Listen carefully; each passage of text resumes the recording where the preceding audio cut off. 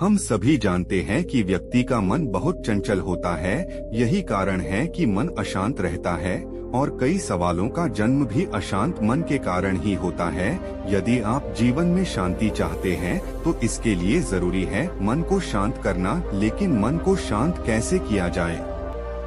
गौतम बुद्ध से जुड़ी इस कहानी से माध्यम से आप जान सकते हैं कि मन को शांत करने का क्या तरीका है। इसमें भगवान गौतम बुद्ध द्वारा मन को शांत करने के आयामों के बारे में बताया गया है। तो चलिए जानते हैं इस कहानी के माध्यम से, जिससे आपका जीवन बदल जाएगा। एक बार एक लड़का गौतम बुद्धा के पास जाकर कहता है, मेरे जीवन में बहुत अशांति है, कृपया करके आप मेरा मार्गदर्शन कीजिए जिससे कि मैं इस अशांति से छुटकारा पा सकूं। गौतम बुद्धा लड़के से जीवन की अशांति का कारण पूछते हैं। लड़का उत्तर देता है, अत्यधिक विचारों के कारण मेरे भीतर बहुत सारे विचार आते हैं जिससे मेरा मन अशांत रहता है।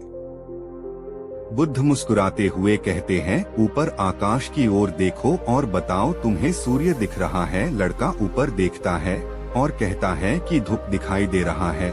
बुद्ध उससे पूछते हैं कि अगर तुम लगातार धूप में खड़ा रहोगे तो क्या होगा? वह कहता है कि मुझे अत्यधिक गर्मी लगेगी और शरीर में बेचैनी होगी। बुद्ध लड़के से कहते हैं कि अगर धूप में खड़े रहने से तुम्हें गर्मी लगती है तो इसमें दोष किसका है, सूर्य के ताप का या तुम्हारा? लड़का कुछ सोचने के बाद कहता है, इसका जवाब आप ही बताइए। बुद्ध कहते हैं, सूर्य का काम है ताप देना और ताप का काम है गर्मी लगना। ऐसे में तो दोष तुम्हारा ही है। तुम धूप में जाकर खड़े हुए जिससे कि तुम्हें गर्मी लगी।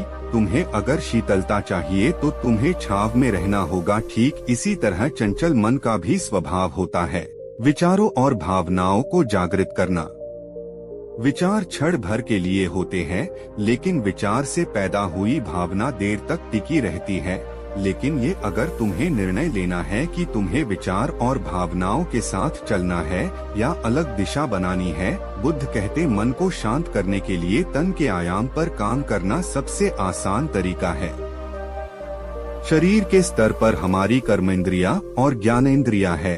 कर्मेंद्रिया कर्म और ज्ञानेंद्रिया ज्ञान से जुड़ी होती है। इससे हम अपनी संवेदनशीलता को बढ़ा सकते हैं, यानी हम जो भी काम करें उसे आनंद के साथ करें। मन के आयाम से हटकर तन के आयाम पर जाने से ही तुम्हारा चित्त शांत होगा। ऐसा करने से तुम मन के आयाम से हटकर शरीर के आयाम पर आ जाओगे, ठीक उसी तरह जैसे तुम धूप से हटकर छांव में आ सकते थे। मन के आयाम से हटने पर तुम्हारी जागरूकता तन पर आ जाएगी। जब तुम तन के आयाम पर काम करोगे तब तुम्हारा चित्त शांत होगा। इसलिए हर काम को तन के आयाम पर करने से मन शांत हो जाता है।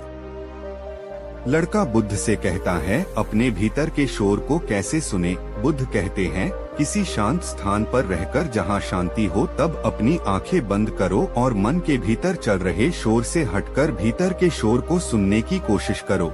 शोर निरंतर चलता रहता है, लेकिन बाहर के शोर के कारण तुम अपने मन के भीतर चल रहे शोर को नहीं सुन पाते हो। जब तुम अपने दोनों कानों को तुम अपने हाथों से बंद कर दोगे तभी मन के शोर को सुन पाओगे। इसी तरह तुम मन के अशांति से दूर हो जाओगे और तुम्हारा मन शांत हो जाएगा।